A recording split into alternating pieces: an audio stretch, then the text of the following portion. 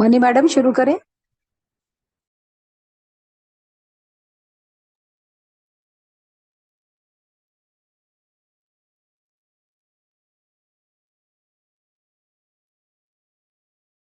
को host.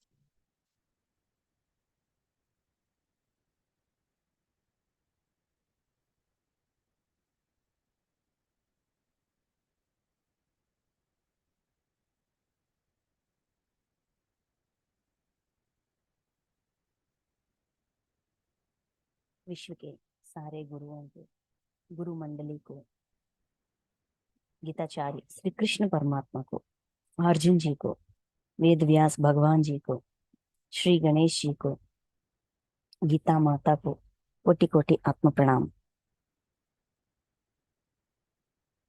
Okay masters, आज हम श्रीमद् भगवद गीता 7वीं अध्याय, हमारा छठा अध्याय पूरा हो गया।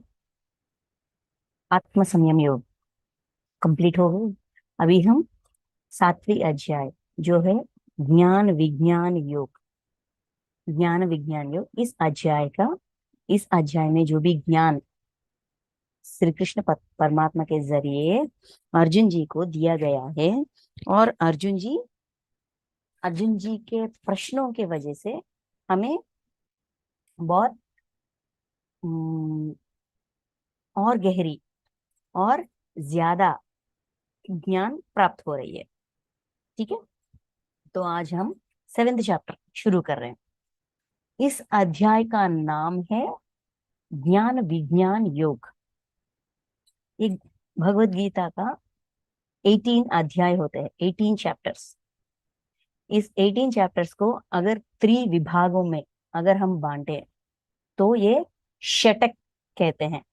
मतलब 6 षटक मतलब छह छह चैप्टर्स का ज्ञान ज्यादातर 70 to 80% एक ही विषय पर होती है।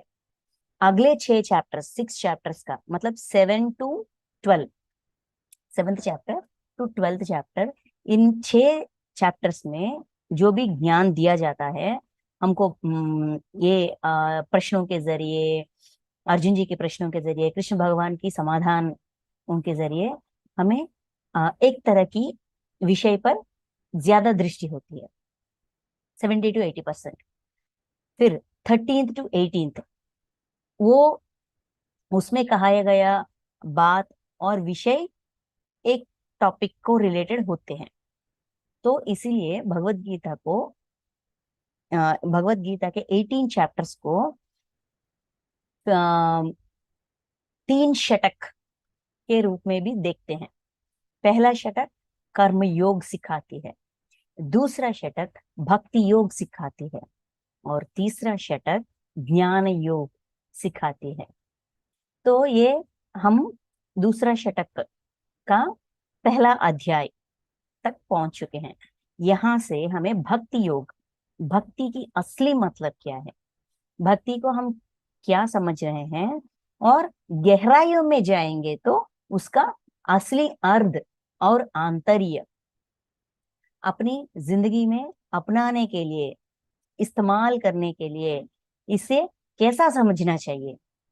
आचरणात्मक ज्ञान, आचरणात्मक अपनी जिंदगी में इस्तेमाल करना, इम्प्लीमेंटेशन के लिए ये आ, गहराइयों में इसका सच्चा मतलब, भक्ति का सच्चा मतलब, असली मतलब हमको समझाया गया है।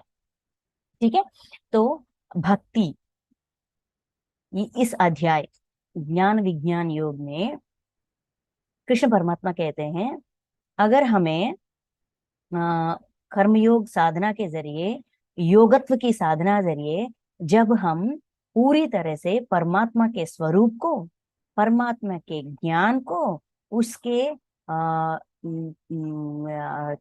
तेज मतलब चैतन्य को पूरी तरह से जब हम समझ पाते हैं, तब हम अपने आप को उस स्थिति तक पहुंच पाएंगे। अपनी साधना के जरिए अपनी आत्म स्थिति को ज्यादा अ, उद्धार कर पाएंगे, खुद का उद्धार ज्यादा कर पाएंगे, कम समय में ज्यादा कर पाएंगे।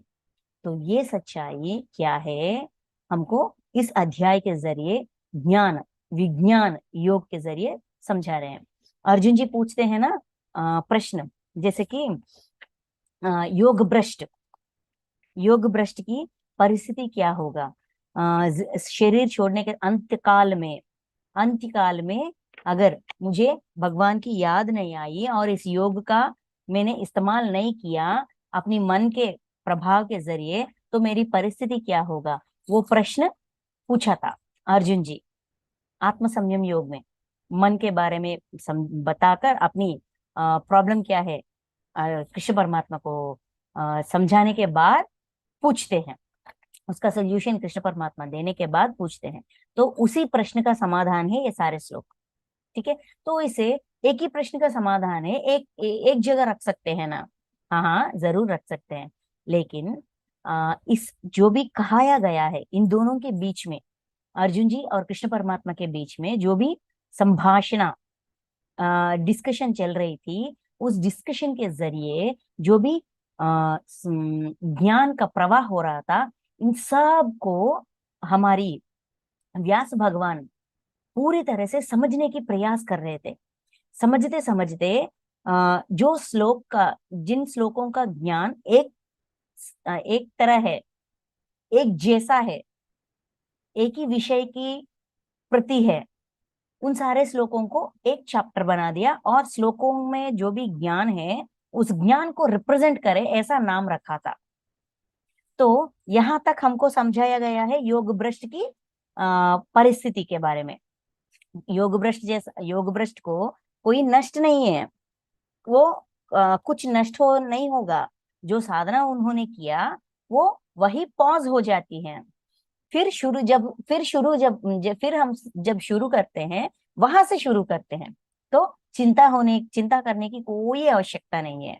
और अगले जन्म भी, अर्जुन जी का प्रश्न वही था ना, अंश काल में अगर ऐसा स्थिति में रहेंगे तो हमारी अगले जन्म का परिस्थिति क्या है, कैसा जन्म मिलेगा, ये अर्जुन जी का डाउट था। वो डाउट क्लैरिफाई करने के बाद परमात्मा के बारे में, भगवान के बारे में, भगवान कैसे होते हैं, उसे एक रूप, एक आकार, एक ऐसा है, ऐसा होते हैं या कैसा होते हैं, सच्चाई, एक्सक्यूज मी,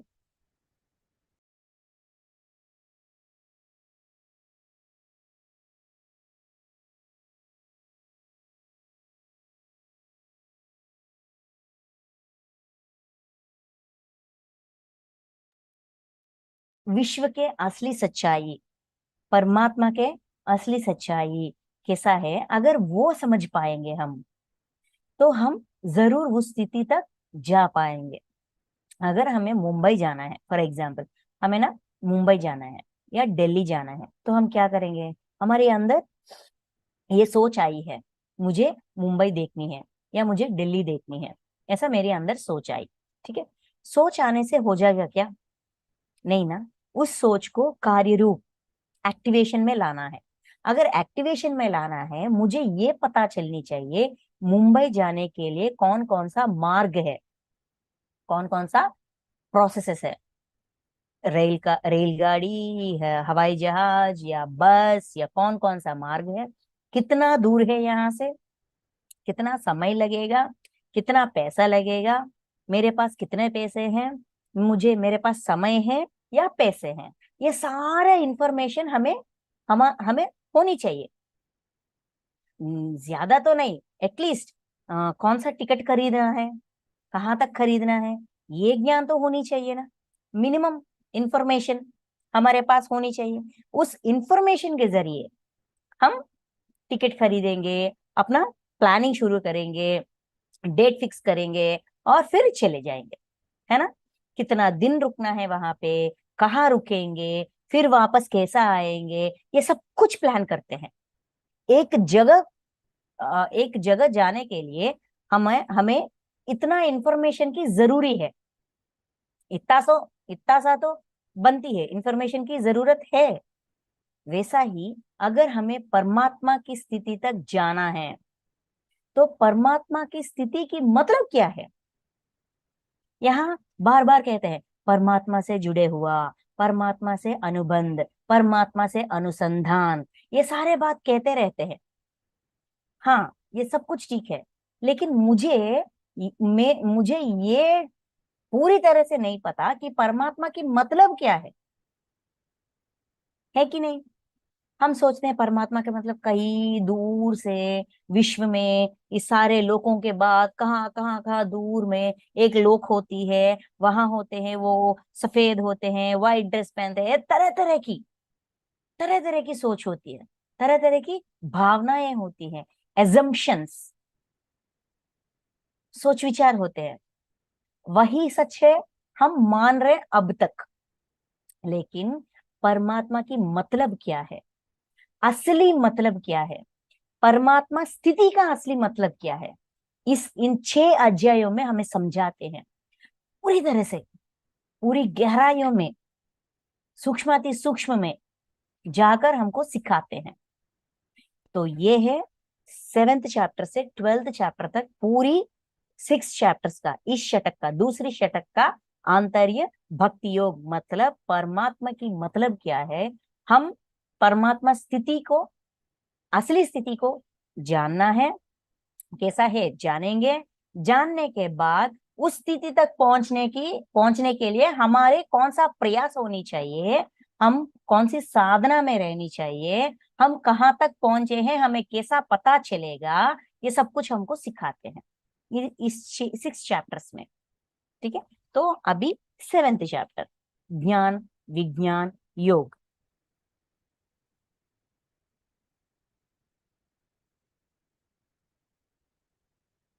तो पहला श्लोक, ये अध्याय ना परमात्मा की भगवान वाचा, क्योंकि वहां जो प्रश्न था अर्जुन जी का, योग भ्रष्ट की स्थिति क्या होगा, वो छिन्न भिन्न की मेघों में हवा के झोंके के वजह से छिन्न भिन्न हो गए क्लाउड्स, वैसा हो जाएगा क्या, वो कहीं का नहीं रहेगा क्या, ऐसा प्रश्न पूछते हैं। उसी प्रश्न का समाधान है ये सारे श्लोक। ठीक है, तो देखते हैं फर्स्ट वन, 7th चैप्टर में फर्स्ट श्लोक, 1, 2 और 3, ये तीनों श्लोक एक ही ज्ञान को, परमात्मा का एक ही कही हुई बात है, ये तीनों श्लोकों को मिलकर देखेंगे। ठीक है, क्योंकि एक से एक रिलेटेड है। पहला वन, श्री भगवान बोले, भगवान वाचा, हे पार्थ, अनन्य प्रेम से मुझ में आशक्त चित्त तथा अनन्य भाव से मेरे परायण होकर योग में लगा हुआ तू जिस प्रकार से संपूर्ण विभूति बल ऐश्वर्य दी ग ऐश्वर्य दी गुणों से युक्त सबके आत्मरूप मुझको समझ साक्ष्य रहित, संशय रहित जानेगा उसको सुन, संशय रहित जानेगा उसको सुन। अगर परमात्मा के बारे में जो भी संशय है, डाउट्स है, उस डाउट्स को क्लैरिफाई करने के लिए अभी ये बातें जो मैं कहने वाला हूं वो सुनो। वो कौन से बात है? श्री भगवान बोले, हे पार्थ, अनन्य प्रेम से मुझ में आशक्त चित्त तथा अनन्य भाव से मेरे परायण होकर, अगर हमें इस अध्याय से कहाया गए बातों को सुनना है, समझना है, तो हमारे अंदर कैसी भावनाएं होनी चाहिए, हमारी स्थिति कैसी होनी चाहिए, हमारी सोच विचार कैसी होनी चाहिए, ये हमको समझा रहे हैं। देखिए, अनन्य प्रेम से मुझ में आसक्त चित्त, हमारा चित्त, चित्त मतलब हमारी सोच विचार, हमारी मन, हमारी बुद्धि, हमारी विचक्षणा ज्ञान मतलब कॉमन सेंस, सब कुछ मिलकर चित्त हो जाती है। ठीक है, तो आशक्त चित्त, हमारी चित्त में ये आसक्ति होनी चाहिए। कौन सी आसक्ति? अनन्य प्रेम से, अनलिमिटेड लव, अनकंडीशनल, अनन्य प्रेम जिसका कोई हदें नहीं होते। अगर ऐसा हो तब तो तभी मैं प्यार करूंगा, अगर ऐसा हो तभी मैं मानूंगा, ऐसा कंडीशंस नहीं है। अनकंडीशनल, अनन्य। अनन्य मतलब अनलिमिटेड। बहुत प्रेम से मुझ में आसक्त चित्त, चित्त हमारी मन बुद्धि सोच विचार सब में परमात्मा को जानने की इच्छा, गहराइयों में गाढ़ापन, इच्छा का गाढ़ापन। और तथा एंड अनन्य भाव से मेरे परायण होकर, अनन्य भाव अपनी भावनाओं में भी परमात्मा को जानने की इच्छा, क्षमता, उम, श्रद्धा, ये दोनों होनी चाहिए। योग में लगा हुआ तू जिस प्रकार से संपूर्ण विभूति योग साधना के जरिए इस स्थिति तक तुम पहुंचे हो, अनन्य प्रेम और अनन्य भाव से, अनन्य प्रेम से आसक्ति चित्त, अनन्य भाव से परायण, मेरे परायण मतलब पूरी तरह से परमात्मा के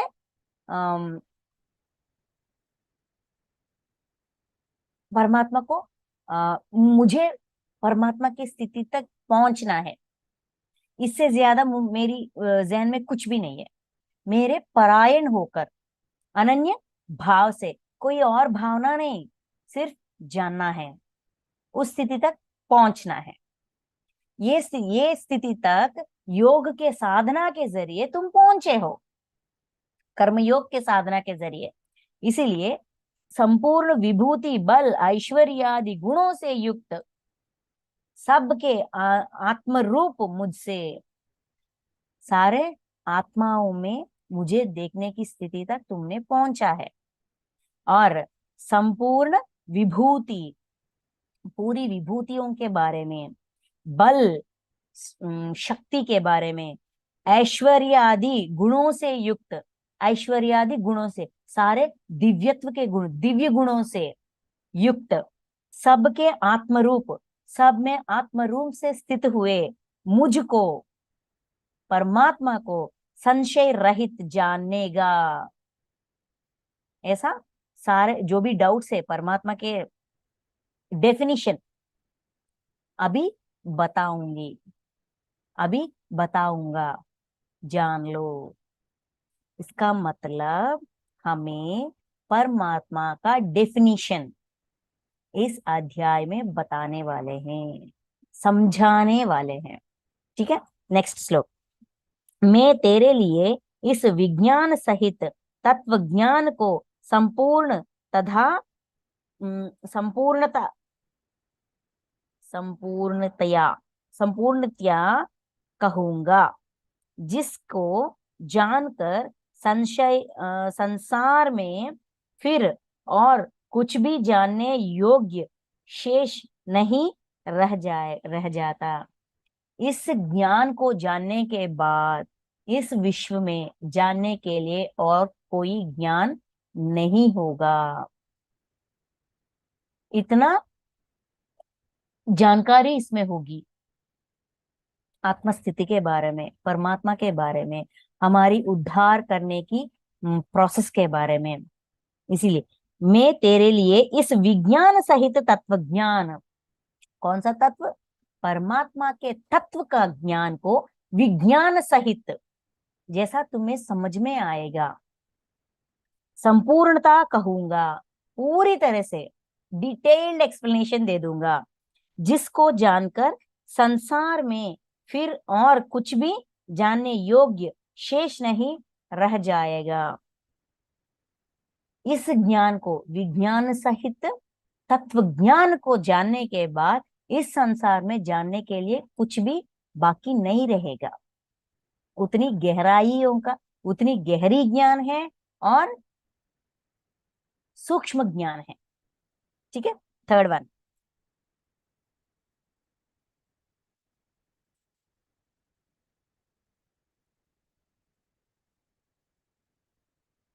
हजारों मनुष्यों में कोई एक मेरी प्राप्ति के लिए यत्न करता है और उन यत्न करने वाले योगियों में भी कोई एक मेरे परायण होकर मुझको तत्व से अर्थात यथार्थ रूप से जानता है। तो इस स्थिति तक कौन पहुंचेगा? हजारों मनुष्यों में कोई एक मेरी प्राप्ति के लिए यत्न करता है। हजारों मनुष्यों में सिर्फ एक व्यक्ति ही, एक मनुष्य ही परमात्मा की प्राप्ति के लिए यत्न करता है, प्रयत्न करता है, ट्राई करता है। एक पॉइंट। और उन यत्न करने वाले योगियों में भी कोई एक मेरा परायण होकर मुझको तत्व से अर्थात यथार्थ रूप से जानता है। हजारों में एक ऐसा, वो एक कौन है? वो योगी है। ऐसा योगियों में, ऐसा योगियों में सिर्फ एक ही योगी मुझे पूरे रूप से तत्वतः परमात्मा के तत्व का सच्चाई को, परमात्मा की तत्व की मतलब क्या है, ये पूरी सच्चाई को जानने की प्रयास करेगा, अर्थात यथार्थ रूप से जानता है, समझता है। मतलब देखिए, इस पूरी मानवाली में, इस धरती पे जितने भी मनुष्य है, हजारों में एक। अगर 1 लाख है, 1 लाख में कितने हजार होते हैं? 100 होते हैं। मतलब 1 लाख से अगर चुनेंगे तो 100%, 100 योगी आते हैं। इस 100 में सिर्फ एक ही व्यक्ति तत्वतः पूरी सच्चाई को, कर्म तत्व हमको समझाया गया था, अभी परमात्मा के तत्व के बारे में हमें समझा रहे हैं। इन लोगों में भी योगी की स्थिति तक हजारों में एक पहुंचेगा। वहां तक पहुंचने के बाद इन योगियों में भी सिर्फ एक ही व्यक्ति, इन सारे लोगों में एक ही व्यक्ति, योगियों में भी कोई एक मेरे परायण होकर मुझको, मेरे परायण होकर मतलब मुझे परमात्मा को जानना है, उस स्थिति में, उस स्थिति तक पहुंचना है। तो पूरी शिद्दत से, पूरी इच्छा से, पूरी श्रद्धा से जानने के प्रयास होकर मुझको तत्व से, तत्व से, मेरी तत्व क्या है, सिर्फ रूप को नहीं पकड़ता, सिर्फ आकार को नहीं पकड़ता, मेरे तत्व को पकड़ता है। तत्व का मतलब कुछ नहीं है।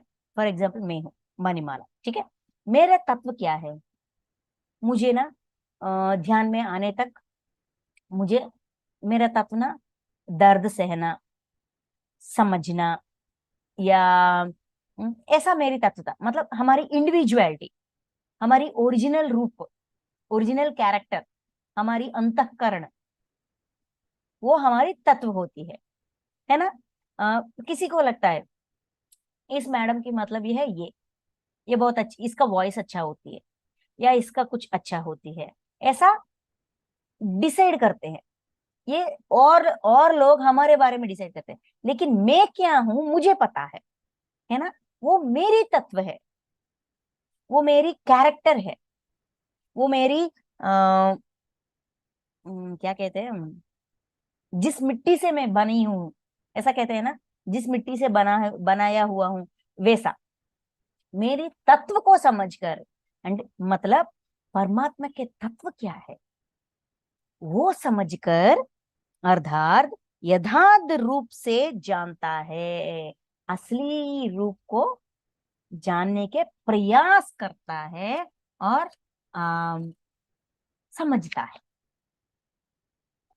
तो एक ही व्यक्ति, एक ही व्यक्ति, एक ही व्यक्ति, क्यों कह रहे, क्यों चुन रहे हैं? क्योंकि बहुत सारे लोग अपने प्रयाण में कहीं ना कहीं रुक जाते हैं, साधना करते करते, या कुछ भोग लालच की वजह से या कुछ इरिटेशन की वजह से कुछ बहुत कर दिया, बस कितना भी करो, करने के लिए और रह ही जाती है, बस अभी मैं रुक जाता हूँ। ऐसा बहुत सारे लोग अपने प्रयाण को पूरा नहीं करते हैं। जैसा कि 5K run, 2K run, 10K run, ऐसा टास्क होते हैं ना। ये टास्क ना शुरू में सब लोग होते हैं। 1 किलोमीटर, आधा किलोमीटर रन करने के बाद या 5 किलोमीटर रन करने के बाद ना कुछ लोग रुक जाते हैं और आगे नहीं जा पाते। कुछ लोग 600 मीटर्स पर रुक जाते हैं, कुछ लोग 700 मीटर पर रुक जाते हैं, कुछ लोग 900 मीटर पर रुक जाते हैं। एक ही व्यक्ति विनिंग पोस्ट तक जाता है। लास्ट लाइन, वो रेड कलर रिबन तय करते हैं ना, लास्ट तक पहुंचने वाला सिर्फ एक ही व्यक्ति होता है। उसके बाद एक एक व्यक्ति पहुंचते हैं जो पहुंचना चाहते हैं, लेकिन पहला एक ही व्यक्ति पहुंचते हैं। ये लोग प्रयास कर रहे हैं, लेकिन जिसका प्रयास पूरा होता है, जो मध्य मार्ग, मिडल ऑफ द रेस, जो रुकता नहीं, जिसकी क्षमता अ, जैसे कि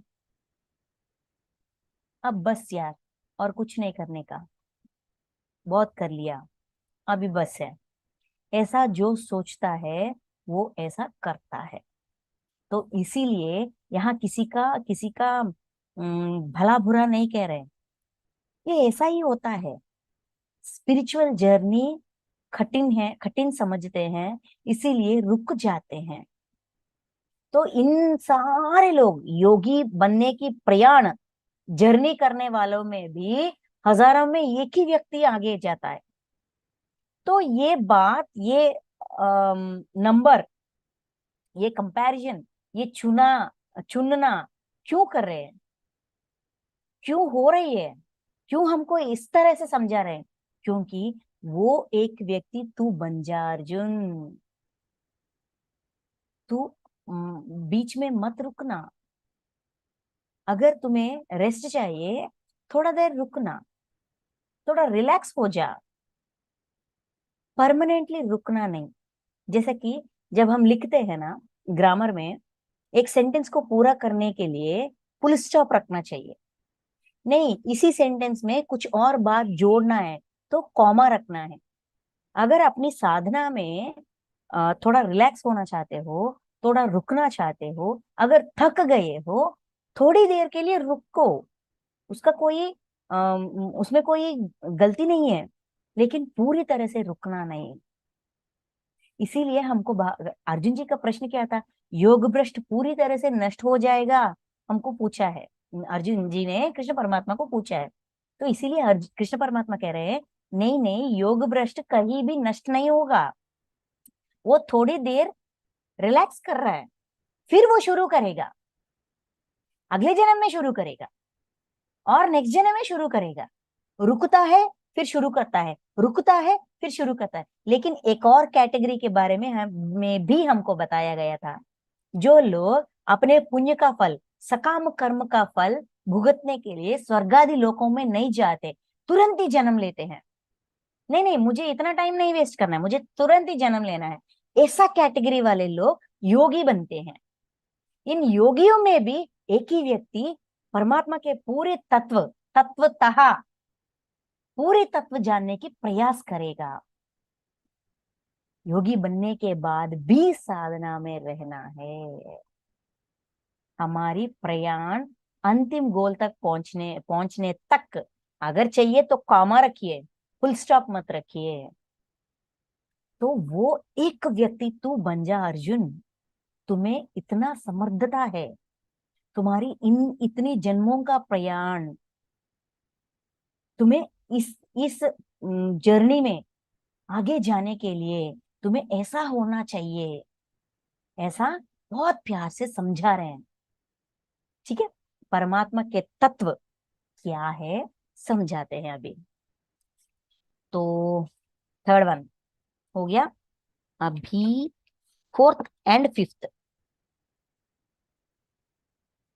मिलकर दिए हैं।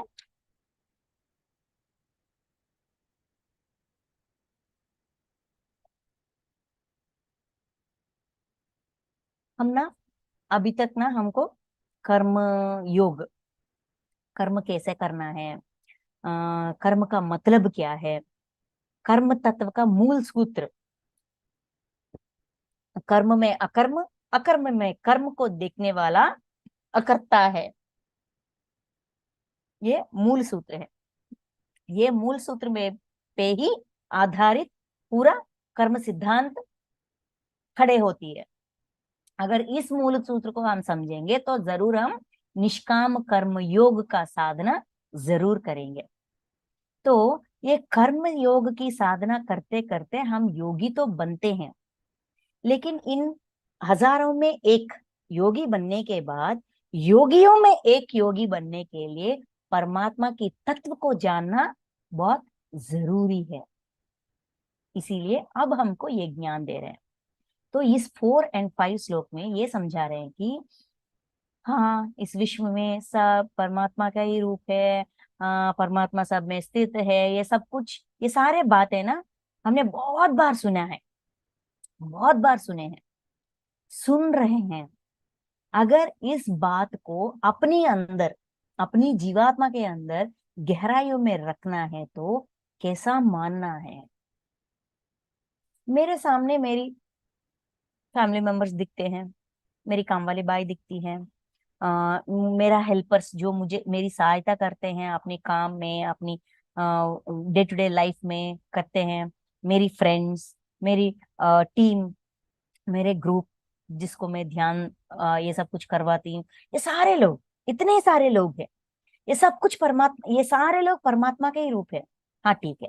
तो ये बात कहने से कुछ होगा क्या, इस बात को समझने से कुछ होगा क्या, समझकर आचरण में रखने के लिए मेरी दृष्टि कैसी होनी चाहिए, ये बात कह रहे हैं 4 और 5। How can I accept this reality, इस सच्चाई को मैं कैसा मानूं, कैसा, अब तक मैंने जाना है, जो मैंने जाना है उसे कैसे मानूं, जो मैंने माना है उसे कैसे अपनाऊं, ये बताते हैं। पृथ्वी, जल, अग्नि, वायु, आकाश, मन, बुद्धि और अहंकार भी इस प्रकार, यह 8 प्रकार से विभाजित मेरी प्रकृति है।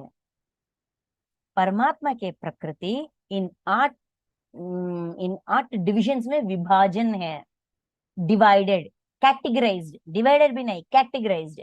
क्या क्या है, पृथ्वी, जल, अग्नि, वायु, आकाश, पंचभूत, मन, बुद्धि, अहंकार, ये 8 परमात्मा की प्रकृति, ऐसा विभाजन होती है। मतलब पूरा सृष्टि ऐसा इससे ही मिली हुई है, इससे ही तैयार हुई है, इससे अगर सृष्टि को हम डिवाइड करेंगे, सेग्रीगेट करेंगे, जैसे कि आ, कोई तिरुमला, मतलब श्री वेंकटेश्वर स्वामी, बालाजी टेम्पल गए हैं तो वहां ना एक सेवा होती है, परकामणि सेवा, जो हुंडी में पैसे डालते हैं ना भक्त, उस सारा पैसे को ना परखने की, मतलब सेपरेट, 10 रुपी नोट्स, 1 रुपी नोट्स, 5 रुपी नोट्स, 100, 500, 200, 1000, ऐसा सेपरेट करने की एक सेवा होती है। जो करना चाहते हैं वो कर सकते हैं। वहां क्या करेंगे, ये पूरा पैसा इकट्ठा होती है, जो इकट्ठा हुए हैं उन सबको सेपरेट करते हैं, 1 rupee coin, 2 rupee coin, 5 rupee coin, 10 rupee coin, ऐसे सेपरेट करते हैं। इस विश्व में जो भी विषय, प्राणी या एलिमेंट्स या प्लैनेट्स या स्टार्स, स्टार कॉन्स्टलेशंस, जो जिसको भी ले लेंगे, अगर उनको ऐसा विभाजन करेंगे तो ये 8 ओम में आएंगे। या वो पृथ्वी हो जाएगी, या वो जल हो जाएगी, या अग्नि हो जाएगी, या वायु हो जाएगी, या आकाश हो जाएगी, या मन हो जाएगी, या बुद्धि हो जाएगी, या अहंकार हो जाएगी। हमको ये देखें, हम विश्व का एक प्रतिरूप है, एक मिनिएचर फॉर्म ऑफ यूनिवर्स। हमारे अंदर ये सारे 8 गुण हैं, है कि नहीं? ये 8 तत्व कहते हैं, गुण भी नहीं, 8 तत्व। परमात्मा के प्रकृति इन 8 तत्वों में विभाजन हुई है, कैटेगराइज्ड। ये 8 मिलकर एक प्राणी या एक प्लैनेट डायमेंशन बनती है। ठीक है, नेक्स्ट, यह 8 प्रकार के वेदों वाली तो अपरा अर्थात मेरी जड़ प्रकृति है। ये 8 वस्तुओं, ये 8 वेदों वाली, प्रकार के वेदों वाली अपरा प्रकृति अर्थात मेरी जड़ प्रकृति।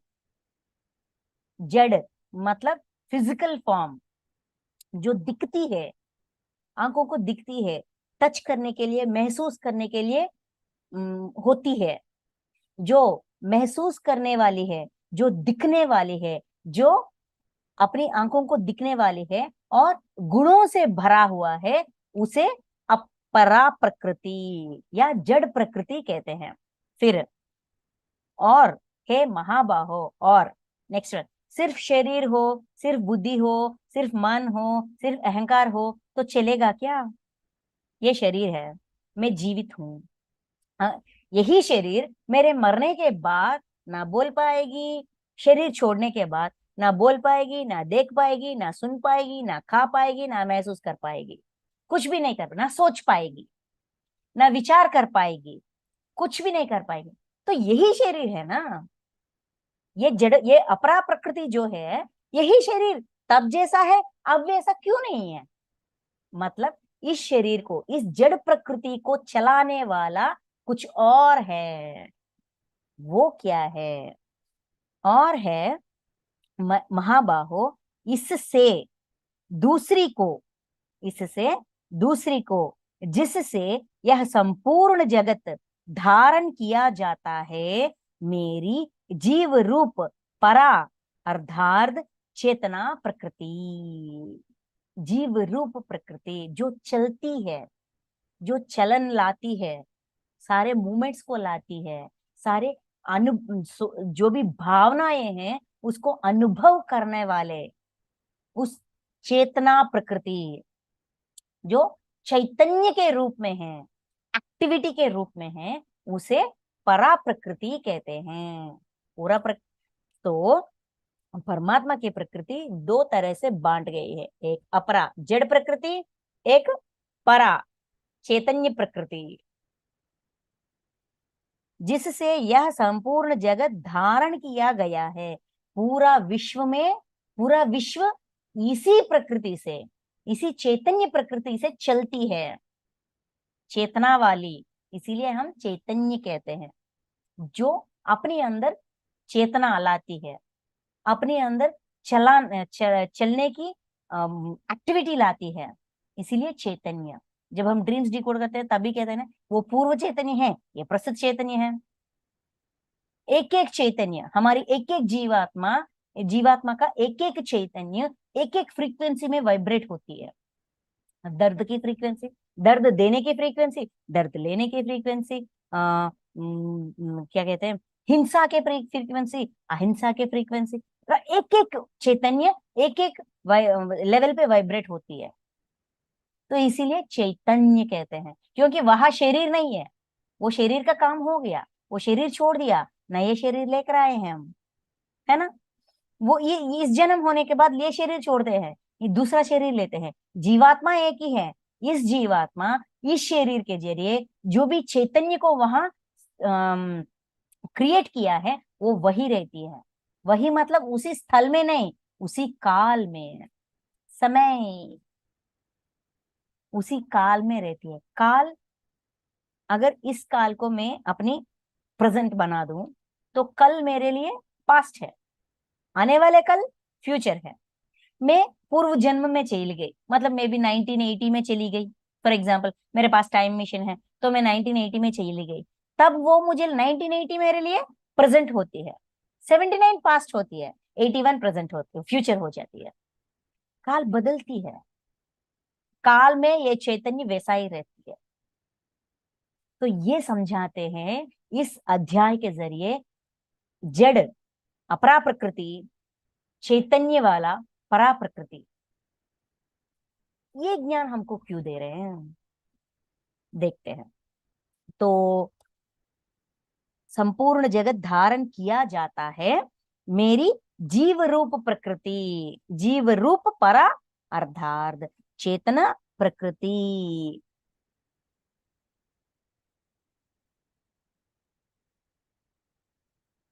जो लोग ना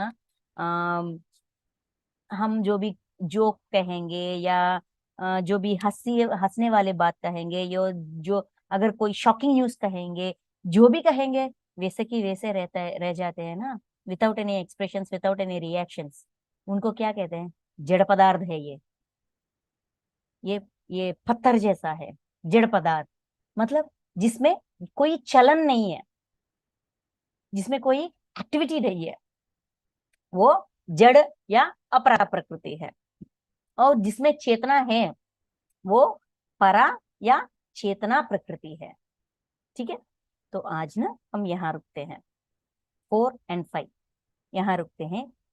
इस परा प्रकृति अपरा प्रकृति के बारे में हमें क्यों समझाया गया है, इनके जरिए, इस विचक्षण के जरिए। पर हम तो इन दोनों के मिलावट है, अपरा प्लस परा हम हैं। अगर इन दोनों को सेपरेट करेंगे, विभाजन करेंगे, तो किसी का भी कोई अर्थ नहीं है। हमारी चेतना शरीर के बगैर कुछ नहीं कर पाएगी, हमारी शरीर अपनी चेतना के बगैर कुछ नहीं कर पाएगी। दोनों मिलेंगे तभी कुछ कर पाएंगे, कुछ सीख पाएंगे, कुछ बन पाएंगे।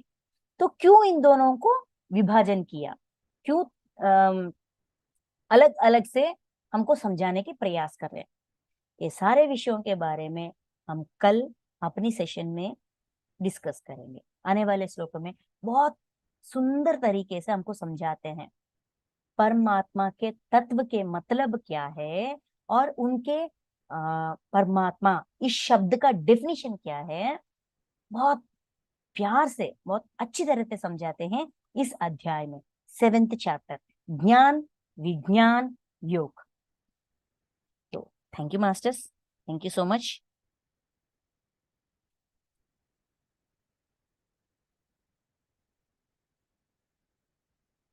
अगर किसी को कोई डाउट्स है, कुछ समझ में नहीं आया, तो जरूर बता दीजिए ना।